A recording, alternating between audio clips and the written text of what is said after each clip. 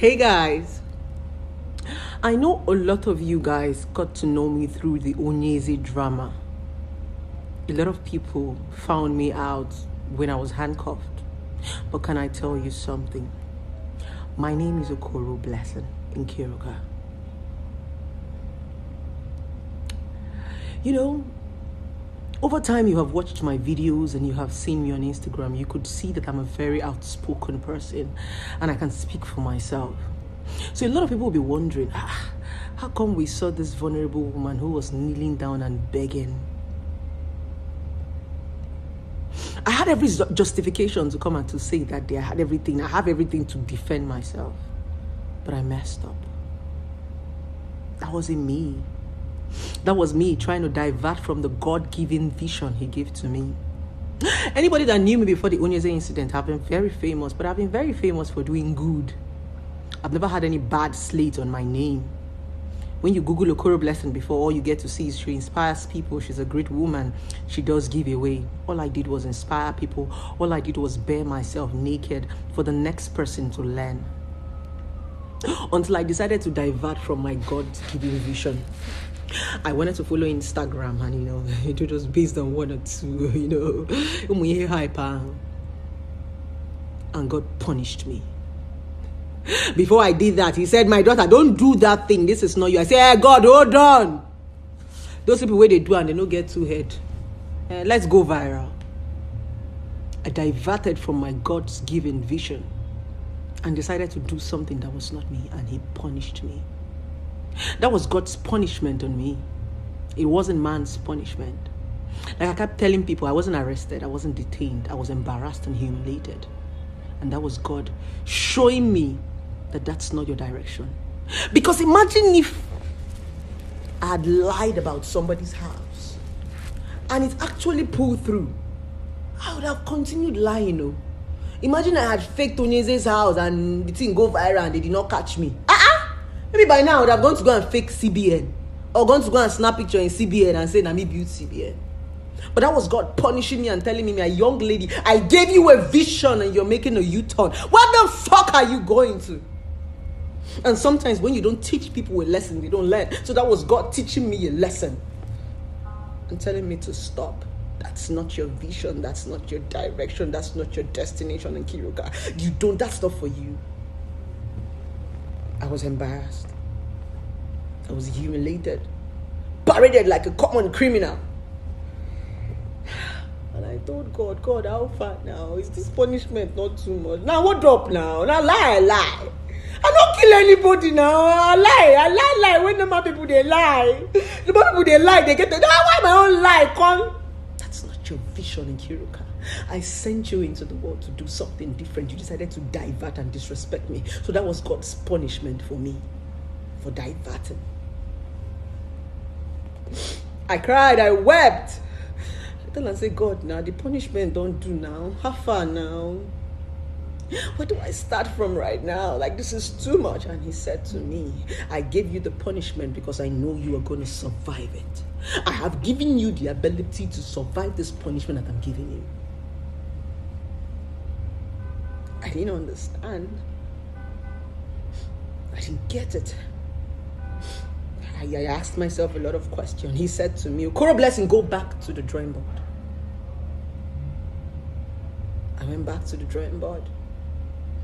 And I decided to see and open up my eyes. I saw a lot of mistakes that I have made, that I have diverted from what I'm supposed to do, that I have diverted for what brought me to Instagram. Onyeze, that China Nachinko did not make me famous. I've been famous before then. What I did was not bad. What I did was I lied. Everything normal people did. But the fact is, the person that lied was the problem. Okoro Blessing lied. I can't be a preacher and be a victim at the same time. I can't be saying don't steal and I go to steal at the same time. I can't be saying don't do this and I'm doing that at the same time. That's why the post went viral. I was a preacher.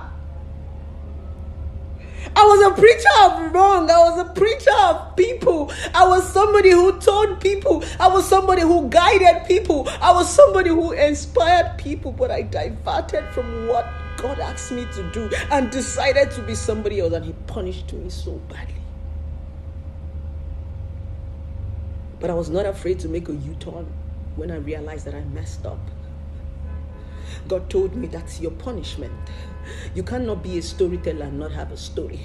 I got people that came to me and said, Blessing Okoro, we can help you clean up that thing on Instagram. We can take away that video from Google that nobody's going to ever know that they handcuffed you. I said, leave it there. Leave that video there. It's for a purpose. Give me 2-3 years.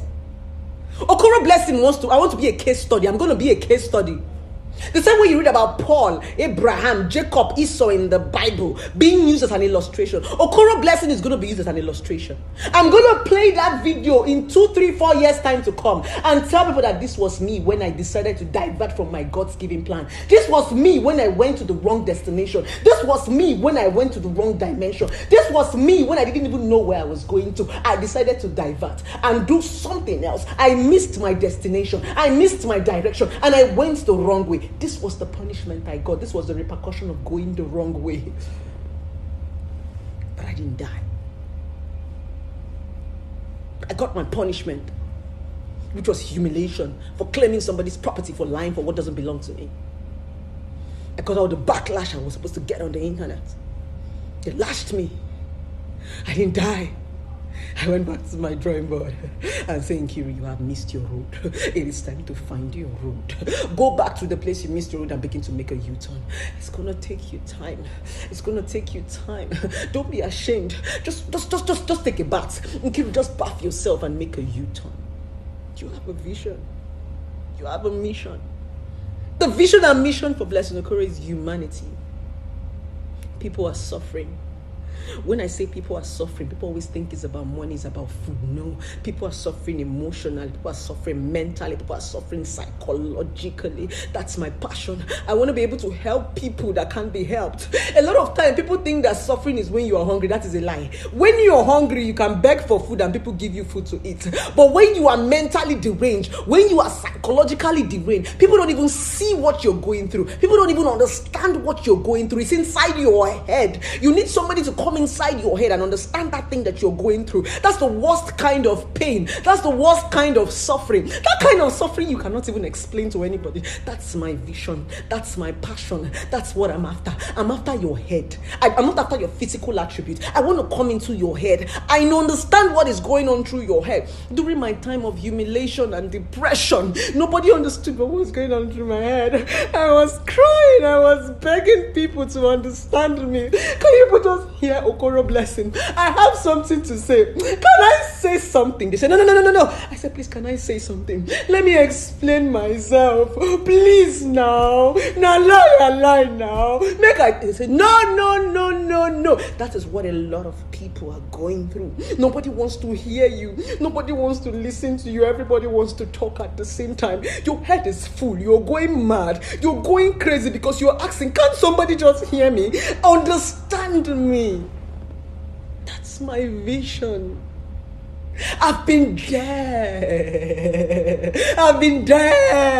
I'm that person that wants to see you smiling, but I know that smile is plastic. I'm that person that wants to see you crying, and I know that cry could be tears of joy. I don't want to look at your physical attribute. I don't care about your makeup. I don't care about that beautiful hair. I don't care about that beautiful clothes. I care about what is in your head, because that's what nobody can see.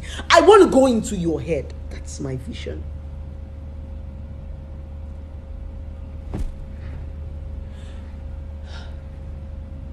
Because it was my vision, I had to heal. Because I had a mission on earth, I cannot die. God gave me the power to overcome it. He punished me and he gave me the power to overcome it. God threw me to the ground and still dragged me up from the ground. I didn't do it by myself. It's because I have a vision. I used to say something. A dream is that thing that will not let you sleep. A dream is that thing that will not let you die. Even when 1,000 bullets flies recklessly before your very eyes, you cannot die because you carry a dream.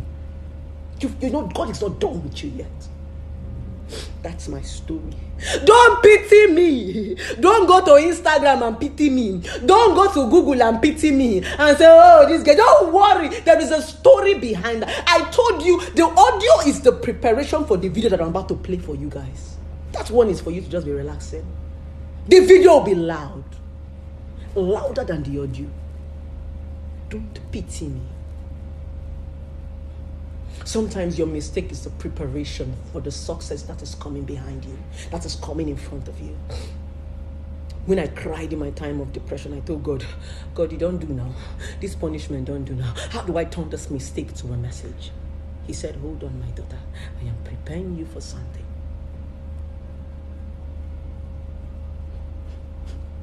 I don't know what you're going through. I don't know how many mistakes you've made. I don't know what you have been doing. I don't know that bad thing you've been doing that you feel that when anybody that hear, they're going to kill you. It is a preparation. Only if you're prepared to make a U-turn. I'm not a preacher. I'm not a pastor. I'm not the prophetess. I'm not a woman who is ready to bare herself naked because she has been through what you've been through. I'm that woman who wants to get into your head because I understand that nobody wants to see your head. Nobody can see your head. It's only people who can come into your. I am ready to come into your head because I've been there.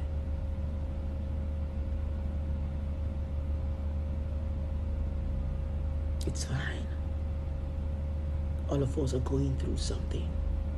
All of us are mad people.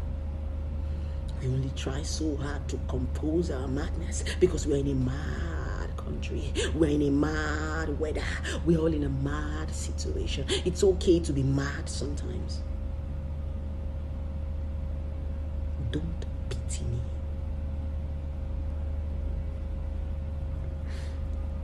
When he gives you every power, the more you have power, the more fight will come to you. But fight only comes to those that are powerful because they know that they are going to overcome. If Boko Haram comes right now, Nigeria is going to look for the best fighter, the strongest warrior to go and fight Boko Haram because they know that you have power. If you don't have power, fights cannot come to you. So when fights come to us, when temptation comes to us, don't pity us. We are powerful people. Sit and laugh, enjoy yourself, get entertained, enjoy the news, enjoy the trend. But that message, that trend will inspire you someday. That is the message behind the mistake. I love you guys. You can talk to me anytime. My job is to get into your head, to get into your mind.